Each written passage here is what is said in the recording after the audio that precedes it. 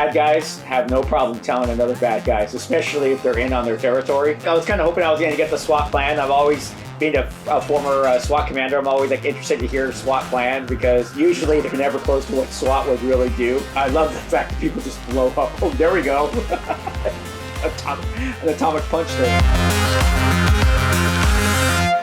RoboCop is actually near and dear to my heart, and the reason why was when RoboCop first came out, the actual movie, I wasn't a police officer then, and one of the things that I noticed about this timeline of Detroit and the dystopia America that was going on was the actual police officers, and the police officers in this series have outer vests, they're wearing ballistic helmets. What's even more ironic is in the movie, they were driving the Ford Taurus as their police cars. And I think RoboCop came out, gosh, in the late 80s, and the whole storyline has, gone on since then with comic books and video games. But fast forward, if you look at our police officers today, RoboCop called it. 3 decades ago, RoboCop called it.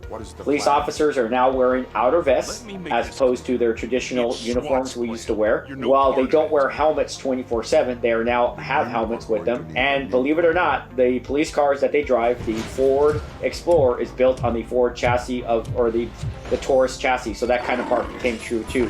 So it's just kind of a little ironic that they kind of did the Simpsons here, where they called the future of what law enforcement would look like, and then looking at America, how they envisioned America would be in the 21st century, they kind of hit the mark. Crime's running rampant, homelessness, it's crazy. So kudos to the person who wrote this story because they hit the mark pretty good as far as I'm concerned, and I got to see all of this through my almost 30 years of law enforcement. So yeah, let's see how the game now plays out. Like I was kind of hoping I was going to get the SWAT plan. I've always being a former SWAT commander, I'm always like interested to hear SWAT plan because usually they're never close to what SWAT would really do. Especially like in this situation, we're not going to go rushing in unless they start killing hostages, and then it becomes what we call an HRT. And that's basically now we're at a hostage rescue and we have to go in and try to save as many lives as we possibly can and neutralize the suspects and prevent them to try to take as much life as possible. But generally in these days, we'll try to negotiate first and go from there and then how the situation presents itself. But it's a game. There are no fun games where you get to sit around and, hey, let's negotiate. I mean, we're not buying the negotiator, we're buying RoboCop, right? And what I love about this already so far is that like you have that advantage of being RoboCop. It's like you got almost instant targeting. Your gun is badass gun, and so yeah, he has that 3-round burst on his gun. You have to have a game that's fun. And as much as being a police officer, I wish that games could be more realistic into what law enforcement does, just to kind of really show people what we truly do. People would really actually get bored. That would be a very boring game. As a matter of fact, there's a game like that called, I think, Police Simulator. I played it. It's like boring. It's so boring I can't even play it anymore. I tried it and it's awful. So this is the type of games I know I appreciate, and I definitely know viewers would appreciate type of stuff. And I'd love to see the objectives, what the objectives are, how many, are you trying to save as many lives? What are you trying to do? That would be the neat part. I love the fact that people just blow up. Oh, there we go. An atomic punch there. Technology is starting to make leaps and bounds in law enforcement, and I'll go to this. LAPD, and I don't know if their city council finally approved it, but they finally are getting a robot dog. And what was interesting about this robot dog was this. There is a British television series called War of Worlds, and in it, when the aliens land, these dogs come out, mechanical dogs, robotic dogs, they come out and they're the ones that start shooting what's left of the human race after the initial attack. This dog that was given to LAPD looks exactly like that. So that tech was just from watching that miniseries to seeing that dog in videos was holy crap, we're already there. This dog thing is a game changer. And even today now, back when I was in my master's program, I remember doing research about uniform enhancements that the military was looking into, where you would be, basically with this exoskeleton, you would, be able to do things that you normally couldn't do as a human being without this extra stuff. I think that's going to definitely be the future of law enforcement as we move, not just with law enforcement, but the military. It'll be at the military. It'll eventually get geared down to law enforcement, and we're going to probably see RoboCop type exoskeletons for law enforcement in the future. I wonder if you could do that third person view where you can actually see the RoboCop character, because I know like a couple of games like GTA and Red Dead, they let you do that. A little CPR action going on, mass casualty incident. And what I love about the RoboCop series is, if I remember correctly, I'd have to watch this movie again.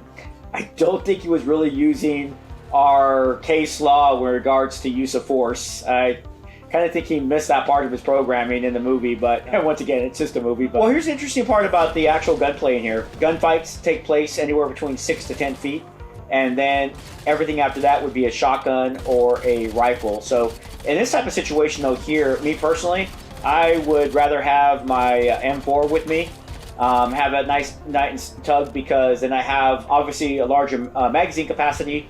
I have a round that's going to go through armor. A handgun can be defeated in these situations just because of the simple fact that if they just have any type of body armor, it could, obviously stop the round from penetrating and so forth. But this must be one of the boss fights here, or not boss fight, but like an ending fight. So like right here, this would be a realistic gunfight where you're in that close proximity to be able to use a handgun. But I think in like RoboCop's case, his gun was like some phenomenal gun with a high capacity round. I don't even know if they ever discussed what his caliber round was, but it always got the point that it was a semi-automatic gun with a 3-round burst. That's his locker. Like on this thing where he's able to scan, he's recording. If you really kind of think about it, we're already doing that with body cams.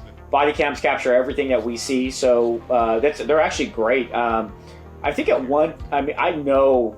Me personally was not a fan of body cams. I was like, just like, oh my gosh, here we go. Now what? And that's just my honest opinion. I come from, James Orwell, 1984, Big Brother. And, when you read that story, it really has a profound effect on government. And even though you work for the government, you still have this Big Brother, like, especially kids, Generation X. We have this distrust of the government. I'm sorry. I know I work for the government, but there's this natural distrust for the government being a Gen Xer. It's just everything I grew up with. And, when you see the way government functions, you can understand James Orwell's writings. You're like, I get it. I understand. So then as you started to really see, it really did kind of manifest itself into Big Brother, because we're watching everything. Those cameras are on all the time, recording everything. We capture all that type of stuff. So it's actually there. We're there now. And if you look at what England, what is it, 100,000 cameras? Everything's being captured. I think we're now starting to get there. The guy's name's Maurice, but I don't know where to find him. I always arrange a place over a payphone. I'll give you the number.